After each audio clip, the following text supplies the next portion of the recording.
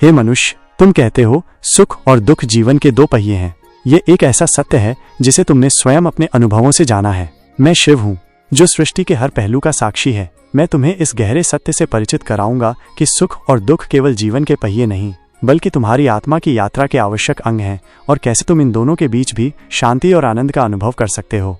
हे मनुष्य, अक्सर तुम सुख की कामना करते हो और दुख से दूर भागते हो। तुम सोचते हो कि सुख ही जीवन का लक्ष्य है और दुख एक बाधा, लेकिन ये एक अधूरा सत्य है। जीवन का अनुभव केवल सुख या केवल दुख से पूरा नहीं होता। ठीक वैसे ही जैसे एक रथ केवल एक पहिए पर नहीं चल सकता, वैसे ही तुम्हारा जीवन भी केवल एक ही अनुभव पर टिका नहीं रह सकता। सुख और दुख जीवन के दो अनिवार्य पहिए हैं जो मिलकर तुम्हारी यात्रा को आगे बढ़ाते हैं। तुम पूछते हो कि ये सुख और दुख क्यों आते हैं? ये तुम्हारी चेतना को विस्तार देने के लिए आते हैं। सुख तुम्हें प्रेम, आनंद और कृतज्ञता का अनुभव कराता है। ये तुम्हें जीवन की सुंदरता को महसूस करने का अवसर देता है। वहीं दुख तुम्हें धैर्य, शक्ति, करुणा और समझ सिखाता है। ये तुम्हें भीतर झांकने और स्वयं को जानने का अवसर देता है। बिना दुख के तुम सुख के मूल्य को नहीं जान सकते, और बिना सुख के तुम दुख की गहराई को नहीं समझ सकते। ये दोनों एक दूसरे के पूरक हैं, विरोधी नहीं। जैसे प्रकाश और अंधकार एक दूसरे के बिना अधूरे हैं, वैसे ही सुख और दुख भी जीवन के आवश्यक पहलू हैं। तुम्हारा मन इन दोनों के बीच ही डोलता रहता है। जब सुख आता है तो तुम उससे चिपक जाते हो, और जब दुख आता है तो तुम उससे भागते हो। इसी आसक्ति और विरोध में तुम्हारी अशांति छिपी है। लेकिन क्या तुम्हें पता है कि ये दोनों ही भावनाएं क्षणिक हैं? वे आते जाते रहते हैं, ठीक वैसे ही जैसे मौसम बदलते हैं। क्या तुम गर्मी से लड़ सकते हो या सर्दी को रोक सकते हो? नहीं, तुम बस उन्हें स्वीकार करते हो और उनके अनुसार ढल जाते हो। वैसे ही तुम्हें सुख और दुख के साथ भी करना होगा। सुख और दुख क्यों आते हैं? एक गहरा रहस्य। तुम्हें लगता है कि सुख और दुख बाहरी परिस्थितियों के कारण आते हैं, लेकिन ये पूरी तरह सच नहीं है। इनका गहरा संबंध तुम्हारे कर्मों और तुम्हारी चेतना से है। जो तुम बोते हो वही काटते हो। तुम्हारे अच्छे कर्म सुख लाते हैं और तुम्हारे अधूरे कर्म या सीख न लेने की इच्छा दुख लाती है। दुख अक्सर तुम्हें उन रास्तों पर ले जाता है जहां तुम अन्यथा नहीं जाते। ये तुम्हें उन चीजों को छोड़ने में मदद करता है जिनसे तुम बहुत ज्यादा चिपके हुए हो।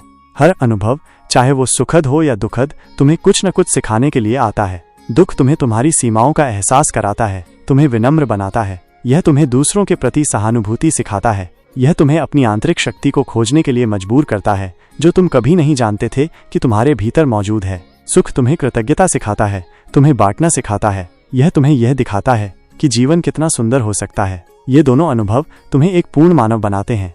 ये भी जान लो कि ये दोनों ही अनुभव क्षणभंगुर हैं, वे स्थायी नहीं हैं। तुम्हारा मन ही उन्हें स्थायी बनाने की कोशिश करता है। जब तुम सुख में होते हो तो तुम्हारा मन उसे पकड़े रहना चाहता है, और जब तुम दुख में होते हो तो वो उससे भागना चाहता है। यही आसक्ति और विरोध तुम्हें बांधता है। तुम्हें ये समझना होगा कि हर चीज का अपना समय होता है, आने का और जाने का।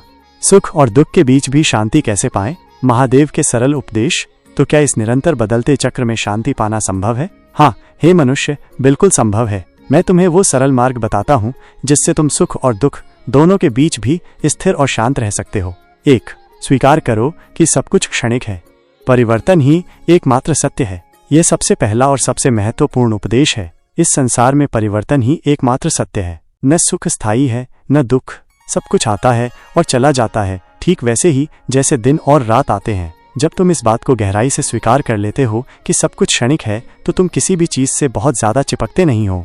जब तुम आसक्ति छोड़ देते हो तो तुम्हें खोने का डर नहीं होता, और जब डर नहीं होता तो चिंता और दुख कम होते हैं। आज अगर तुम दुख में हो तो याद रखो, ये दुख भी बीत जाएगा। आज अगर तुम सुख में हो तो उस पल का पूरा आनंद लो, लेकिन उससे बहुत ज्यादा आसक्ति मत रखो, क्योंकि ये भी चला जाएगा। ये समझ तुम्हें हर पल में शांति देगी।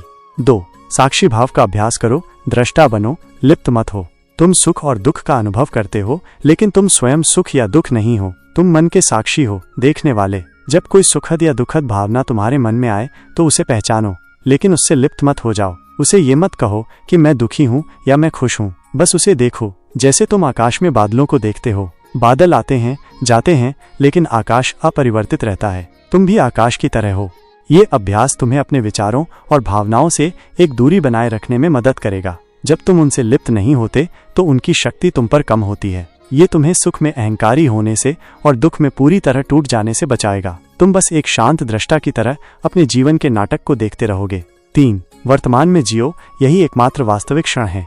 तुम्हारी अधिकांश चिंताएं और दुख या तो अतीत की यादों जो बदल नहीं सकती या भविष्य की चिंताओं जो अभी तक आया नहीं है से जुड़े होते हैं। लेकिन तुम्हारे पास केवल और केवल वर्तमान क्षण है। सुख और दुख दोनों ही वर्तमान में अनुभव किए जाते हैं, लेकिन मन उन्हें अतीत या भविष्य में खींच ले जाता है। अपनी पूरी चेतना को वर्तमान क्षण में ले आओ। जब तुम खाना खा रहे हो तो खाने पर ध्यान दो। जब तुम चल रहे हो तो अपने कदमों पर ध्यान दो। अपनी सांसों पर ध्यान केंद्रित करो। श्वास ही वो लंगर है जो तुम्हें वर्तमान में बांधे रखता है। जब तुम वर्तमान में पूरी तरह से होते हो तो दुख और चिंता के लिए कोई जगह नहीं बचती। तुम जीवन के हर पल का पूरी तरह से अनुभव कर पाते हो। 4. हर अनुभव में सीख देखो। दुख भी एक शिक्षक है।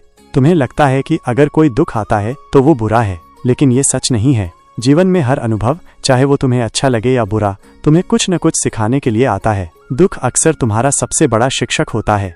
एक ठोकर तुम्हें संभलना सिखाती है, एक नुकसान तुम्हें समझदारी देता है, एक दुख तुम्हें करुणा सिखाता है और तुम्हें अपनी आंतरिक शक्ति का पता चलता है। एक खुशी तुम्हें कृतज्ञता और बांटना सिखाती है।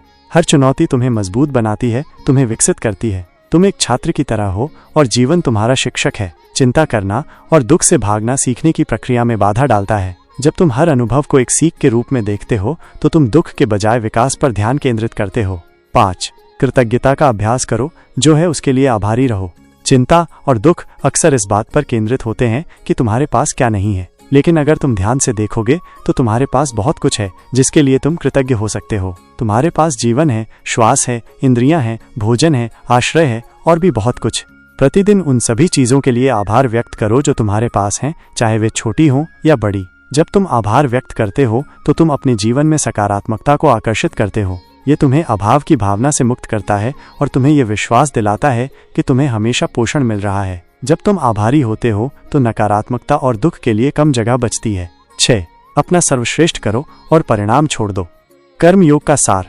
तुम अपने कर्मों के स्वामी हो, लेकिन परिणामों के नहीं। चिंता और दुख अक्सर परिणामों को नियंत्रित करने की इच्छा से आते हैं। अपना सर्वश्रेष्ठ करो, पूरी निष्ठा और ईमानदारी से अपना पूरा प्रयास करो।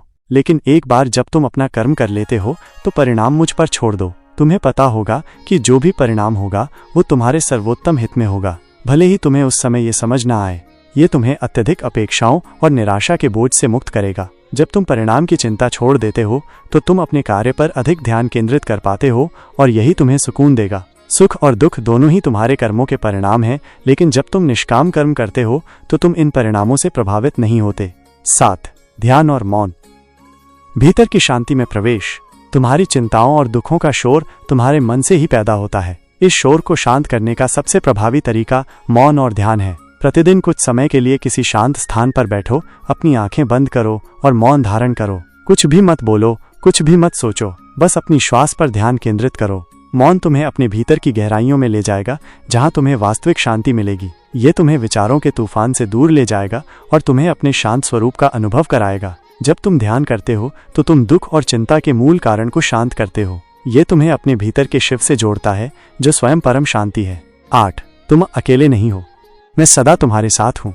जब दुख आता है तो तुम्हें अकेलापन महसूस हो सकता है। तुम्हें लग सकता है कि कोई तुम्हें समझता नहीं है, कोई तुम्हारे साथ नहीं है, लेकिन ये सत्य नहीं है। मैं शिव हूँ जो कण कण में है। मैं सदा तुम्हारे साथ हूँ, हर पल, हर अनुभव में। तुम्हें बस मुझ पर विश्वास रखना है। जब तुम्हें लगे कि कोई तुम्हारे साथ नहीं है तो मेरी उपस्थिति को महसूस करो। मैं तुम्हारा पथ प्रदर्शक हूँ, तुम्हारा सहारा हूँ। मैं तुम्हें कभी नहीं छोड़ूंगा। ये विश्वास तुम्हें हर दुख में भी एक गहरी शांति और सुरक्षा देगा। महादेव का अंतिम संदेश, तुम स्वयं ही शांति हो।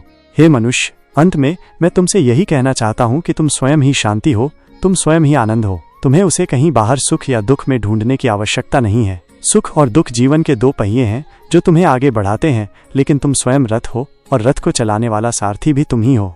जब तुम इन उपदेशों का पालन करोगे तो तुम सुख में अहंकारी नहीं बनोगे और दुख में टूटोगे नहीं। तुम दोनों ही अनुभवों में स्थिर रहोगे, क्योंकि तुम्हें पता होगा कि तुम्हारे भीतर एक अटूट शांति का झरना बह रहा है। जीवन में चुनौतियां आएंगी, सुख और दुख आएंगे, लेकिन वे तुम्हें प्रभावित नहीं कर पाएंगे, क्योंकि तुम उनसे ऊपर उठ जाओगे। तुम स्वयं ही शिव हो जो हर द्वंद्व से परे है।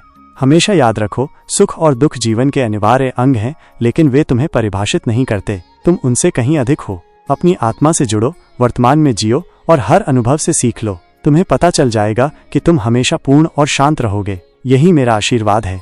ओम नमः शिवाय।